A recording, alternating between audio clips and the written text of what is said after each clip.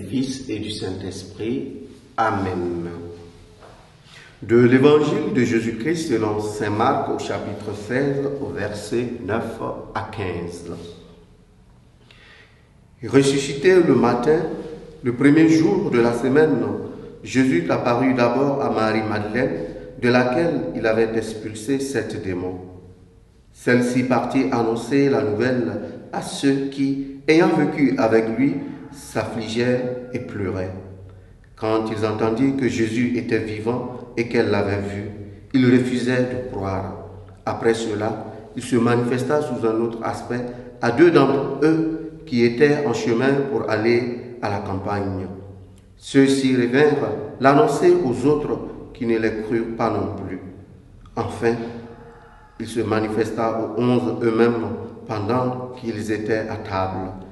Il leur reprocha leur manque de foi et la dureté de leur cœur, parce qu'ils n'avaient pas cru ceux qu'il avait contemplés ressuscités. Puis il leur dit: allez dans le monde entier, proclamez l'évangile à toute la création. Acclamons la parole de Dieu.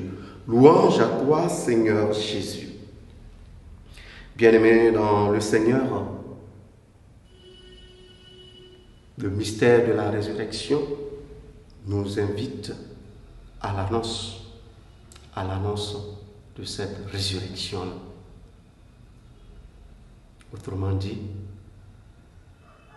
l'on ne saurait faire expérience de ressusciter et ne pas annoncer justement cette résurrection-là.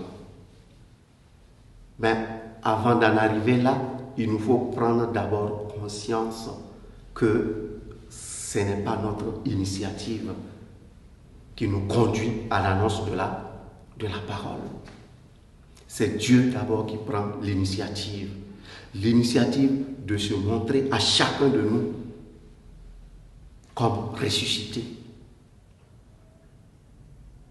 S'il n'a pas été facile aux apôtres de croire en la résurrection, combien de fois il nous est difficile, nous autres, d'y croire. Et pourtant, le Seigneur nous invite justement à faire le saut de la foi. Cette foi qui nous ouvre à accueillir ce mystère de la résurrection. Mais pas seulement à l'accueillir, mais cette foi qui nous rend capables de devenir des témoins de cette résurrection-là. De telle sorte que l'injonction missionnaire devienne une affaire de tous, non pas une affaire de quelques-uns. Au cours de cette journée, nous allons demander au Seigneur qui nous aide à sortir de nos doutes, qui nous aide à sortir de nos incroyances pour aller à sa rencontre, mais surtout pour être des témoins de sa résurrection. Loué soit Jésus-Christ.